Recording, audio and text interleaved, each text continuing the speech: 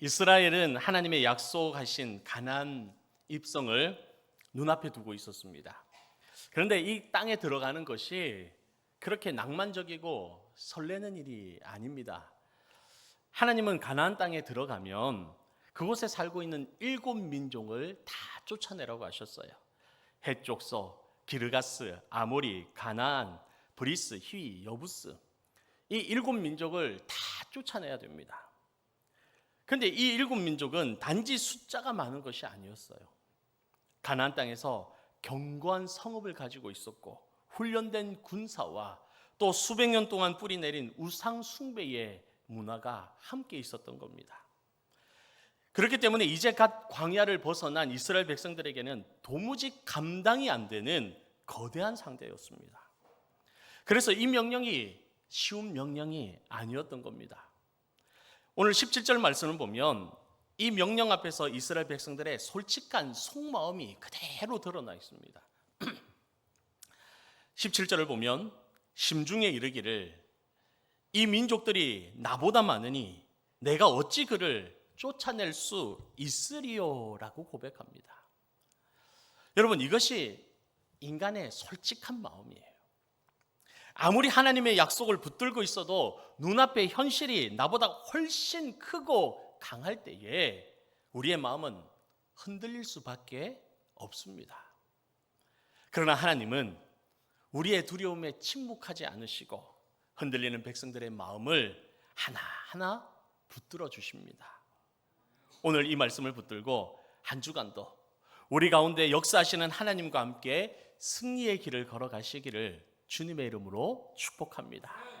먼저 우리는 우리 속에 있는 두려움의 실체를 솔직하게 인정하고 마주해야 합니다.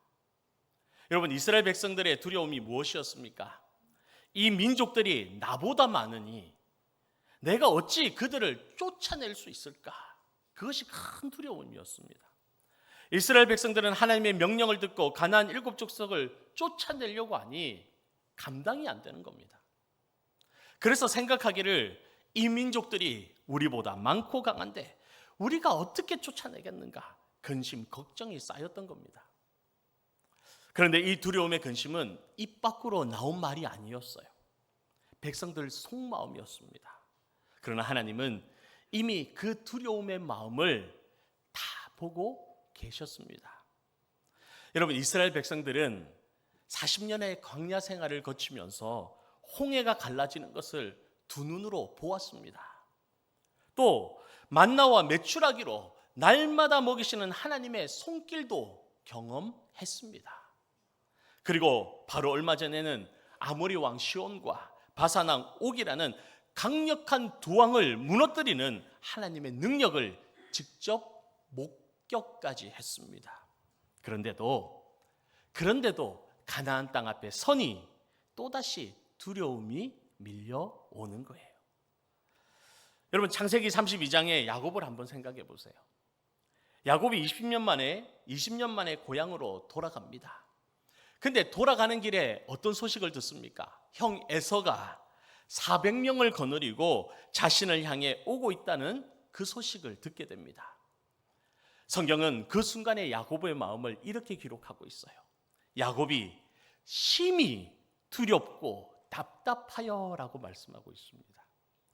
야곱은 베델에서 하나님을 직접 만났습니다. 그리고 하늘로부터 사닥다리가 내려와 하나님의 사자가 오르락내리락 하는 것도 보았어요. 그리고 삼촌 라반의 손에서도 하나님이 지키시고 보호하시고 인도하신 그 경험을 이미 했습니다. 그런데도 형 에서 앞에서는 다리가 후들거릴 만큼 두려웠던 거예요. 무서웠던 겁니다. 여러분, 신앙의 연조가 오래되었다고 해서 두려움이 완전히 사라지는 것은 아니라는 겁니다. 믿음이 좋다고 해서 두려움을 느끼지 않는 것도 아닙니다. 여러분, 저도 두렵고 여러분도 두려운 겁니다. 오히려 성경은 믿음의 사람들도 얼마든지 두려워했다라는 사실을 조금도 감추지 않은 채 정직하게 우리에게 보여주고 있습니다. 이스라엘도 두려웠고 야곱도 두려워했고 다윗도 시편 곳곳에서 내가 두려워하는 날에는 이라고 솔직하게 고백합니다. 여러분, 미국의 소설가 마크 트웨이는 그의 소설 바보 윌슨의 비극이라는 책에서 용기에 대한 유명한 말을 남겼어요. 용기란 두려움의 부재가 아니라, 두려움이 없는 것이 아니라 두려움에 저항하고 두려움을 정복하는 것, 그것이 용기다라고 기록했습니다. 여러분, 이 말이 우리에게 주는 통찰이 있어요. 여러분, 성경 어디에도 두려워하지 않는 믿음의 사람은 없었습니다. 우리가 존경하고 따르고 믿음의 큰 역사를 보였던 그 하나님의 사람들도 다 두려운 마음이 있었다라는 겁니다. 그러나 성경이 보여주는 것은 언제나 두려워하면서도 하나님을 붙들었던 그 사람들을 보여주고 있는 거예요. 그러므로 문제는 두려움을 느끼느냐 느끼지 않느냐가 아니라 그 두려움을 어디로 가지고 가느냐 하는 겁니다. 여러분, 야곱은 두려운 마음에 어떻게 했습니까? 야복 강가에서 밤새도록 하나님을 붙들고 씨름했습니다. 살려주세요. 나를 살려주세요. 그리고는 씨름했습니다. 여러분, 예수님은 십자가 앞에서 어떻게 하셨습니까? 밤이 새도록 땀방울이 핏방울이 될 정도로 하나님 앞에 기도했습니다. 하나님께 들고 나간 거예요. 사랑하는 성도 여러분, 혹시 여러분의 마음속에 애써 감추어둔 두려움이 있으십니까? 나이가 들고 몸이 예전 같지 않아 건강에 대한 두려움이 있으십니까? 또 자녀들이 커가는데 대학은 잘 진학할 수 있을지, 결혼은 잘할 수 있을지, 취업은 할 수 있을지, 거기에 대한 걱정과 두려움이 있으십니까? 시간은 흘러가는데 일을 그만두고 나면 나는 어떻게 살아가야 될지, 노후는 어떻게 준비해야 될지, 또 물질에 대한 두려움이 마음에 있으십니까? 여러분, 우리는 그 두려움들을 없는 척 감출 것이 아니라 하나님 앞에 정직하게 내어놓을 수 있어야 하는 겁니다. 두려움을 인정하는 그 자리가 바로 하나님의 은혜가 시작되는 자리이기 때문인 것입니다. 이제 두려움이 있는 그 자리에서 도망치지 마시고 하나님을 붙드는 성도가 되시길 주님의 이름으로 축복합니다. 두려움이 간증이 되고 또 오늘의 눈물이 내일의 감사가 되는 하나님의 은혜가 여러분의 삶에 가득하기를 주님의 이름으로 축복합니다.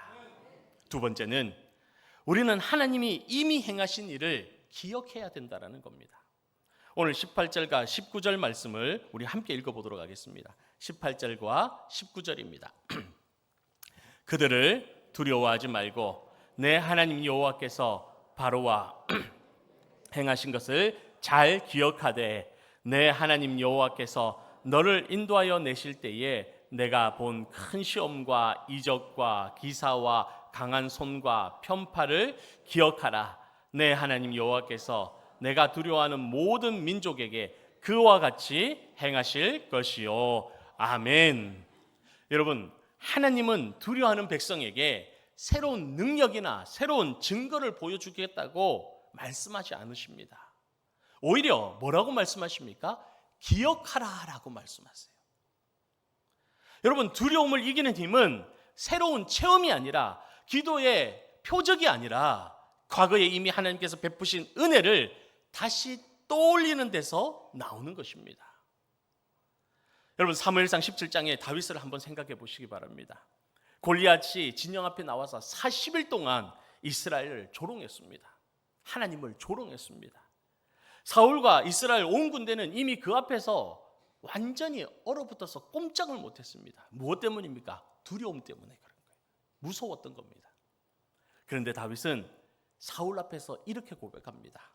주의 종이 아버지의 양을 지킬 때에 사자나 곰이 와서 양떼에서 새끼를 물어 가면 내가 따라가서 그것을 치고 그 입에서 새끼를 건져내었고 그것이 일어나 나를 해하고자 하면 내가 그 수염을 잡고 쳐 죽였나이다.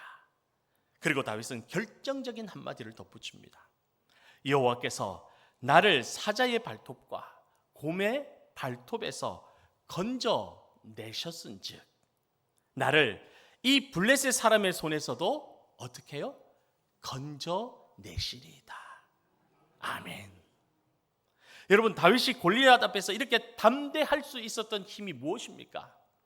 다윗은 이전까지 골리앗이라는 사람을 만나본 적도 없고 그와 싸워서 이겨본 적도 없었습니다. 한 번도 없었습니다. 그러나 다윗은 사자와 곰을 이기게 하셨던 그 하나님을 기억하고 있었던 거예요. 과거의 은혜를 기억하는 사람은 새로운 거인 앞에서도 그 하나님이 오늘도 나와 함께 하신다는 믿음으로 바라보게 되는 줄로 믿습니다. 여러분, 19세기 영국에서 수천 명의 고아를 돌보았던 조지 물러 목사님을 우리는 잘 알고 있습니다.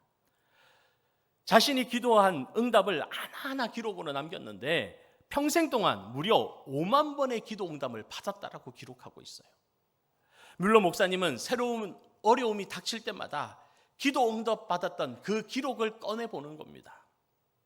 그리고 하나님이 어제 나를 도우셨으니 오늘도 나를 어떻게 해요? 도우신다. 그 확신을 근거로 하루도 빠짐없이 수백 명의 고아를 위해서 다시 기도의 자리에 섰던 겁니다. 여러분, 물러 목사님이 기록을 해둔 이유가, 자신의 응답받은 기억을 기록해둔 이유가 무엇입니까? 그것은 두려움이 찾아올 때에 그 기록이 자신의 믿음을 다시 일으켜 세워줄 것을 알았기 때문입니다. 여러분, 시편 77편의 기자도 이렇게 고백합니다. 내가 여호와께서 행하신 일을 기억하며 주께서 옛적에 행하신 기이한 일을 기억하리이다. 아멘. 여러분, 우리가 신앙생활하면서 낙심될 때마다 반드시 필요한 습관이 있다면 바로 그것은 기억하는 습관입니다. 기억하는 습관이에요. 저도 그래요. 하나님이 그때 나를 이렇게 세우셨고 이렇게 응답하셨다. 그러니 오늘도 그렇게 역사하실 거다.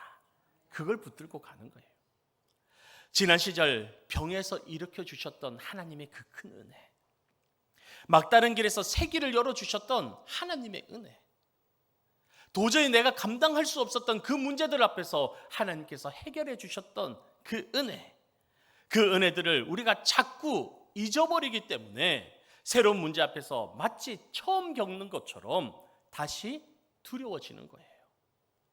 사랑하는 성도 여러분, 우리에게는 하나님께서 베푸신 큰 은혜가, 크신 은혜가 너무나 많습니다. 그 신실하셨던 은혜의 발자취를 다시 붙드시는 저와 여러분 되시기를 축복합니다. 이제 하나님이 우리와 함께 하심을 늘 마음에 새기시고 어제 나를 도우셨던 하나님이 오늘도 동일하게 나와 함께 하신다.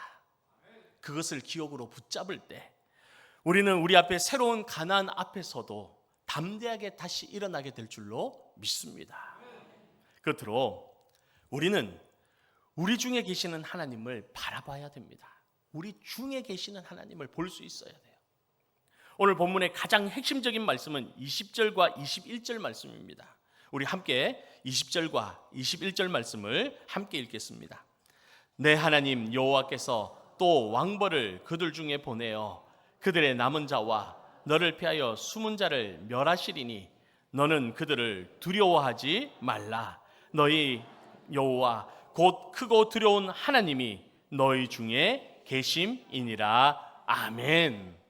여러분, 이 말씀 중에 왕벌이라는 표현이 나오는데 이 표현은 출애굽기 23장과 여호수아 24장에도 나옵니다.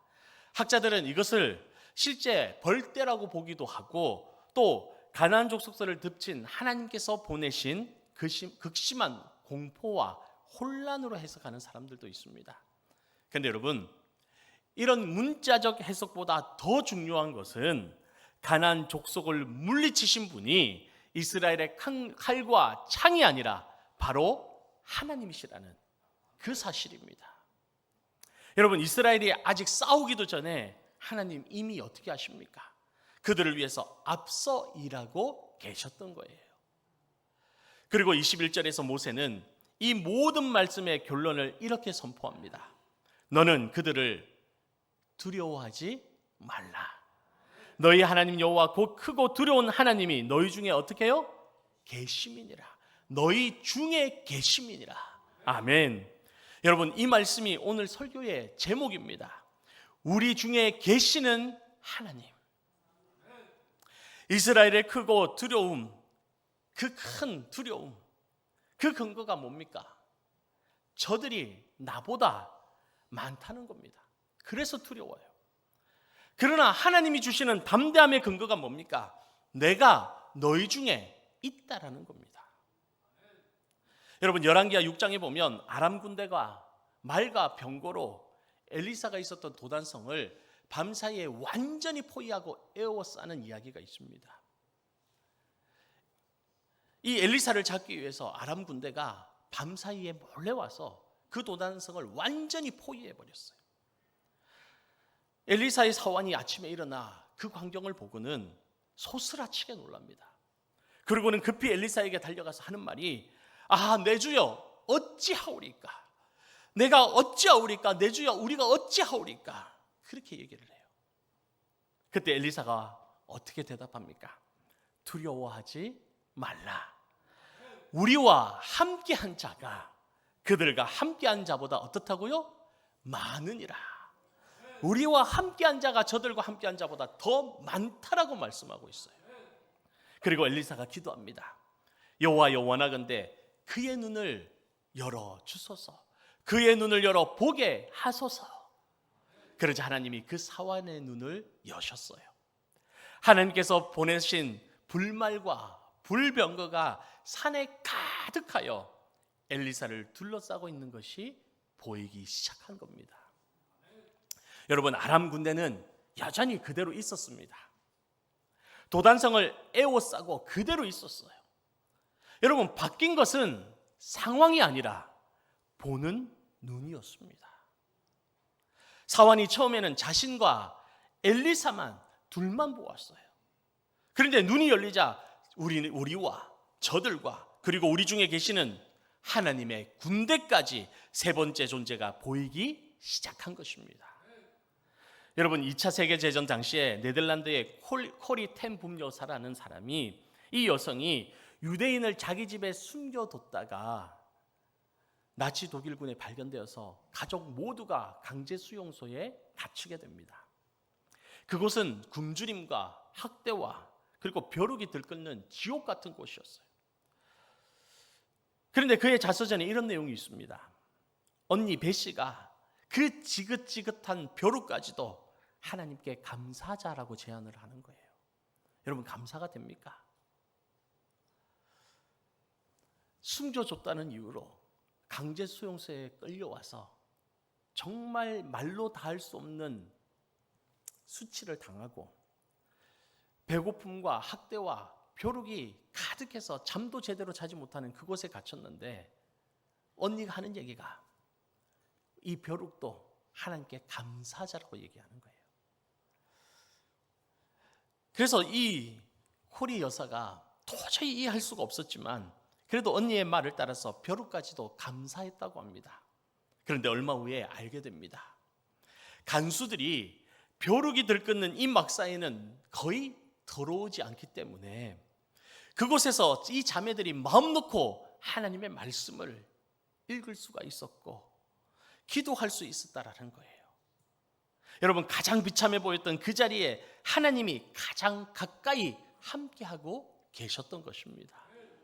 여러분, 코리 여사의 고백처럼 우리 중에 계신 하나님은 상황이 좋을 때만 함께 하시는 분이 아니라 가장 참혹한 그 자리에도 여전히 함께 하시는 분인 걸 믿으시기 바랍니다. 오늘 신명기 말씀도 똑같습니다. 이스라엘은 자신들과 가나안의 7민족 이 둘만 계산하고 있었어요. 그랬더니 저들이 나보다 많다는 계산이 나오는 겁니다. 그러나 하나님은 말씀하십니다. 너희 중에 내가 있다. 문제와 나 이 둘만 놓고 보면 우리는 늘 지는 싸움을 할 수밖에 없습니다. 그러나 문제와 나 그리고 우리 중에 계시는 하나님 이 셋을 함께 보면 그 문제는 더 이상 우리를 짓누르지 못하는 아무것도 아닌 문제가 될 줄로 믿습니다. 여러분, 예수님은 부활하신 후에 제자들에게 마지막으로 이렇게 약속하셨습니다. 내가 세상 끝날까지 너희와 항상 함께 있으리라. 히브리서에도 이렇게 선포하고 있습니다. 내가 결코 너희를 버리지 아니하고 너희를 떠나지 아니하리라. 아멘. 사랑하는 영림 안의 성도 여러분, 이번 한 주도 우리 앞에는 크고 작은 가나안이 여전히 우리 앞에 놓여 있습니다. 상황이 바뀌지 않을 수가 있습니다. 감당하기 버거운 문제들, 나보다 더 커 보이는 현실이 우리를 두렵게 합니다. 그러나 오늘 하나님께서는 신명기 말씀을 통해 우리가 붙들어야 할 분명한 은혜를 우리에게 보여주고 계십니다. 두려움을 정직하게 하나님 앞에 내어 놓아라. 지금까지 나를 인도하신 하나님의 은혜를 기억하라. 그리고 지금 이 순간도 우리 중에 계시는 하나님을 믿음의 눈으로 바라보라는 것입니다. 문제와 나 이 둘만 보는 것이 아니라 우리 중에 계신 하나님까지 함께 바라볼 때에 여러분은, 여러분의 가나안은 더 이상 두려움의 땅이 아니라 승리의 땅이 될 줄로 믿습니다. 하나님이 주시는 새 힘과 담대한 은혜가 이번 한 주간도 여러분 모두에게 충만하게 임하기를 주님의 이름으로 축원합니다.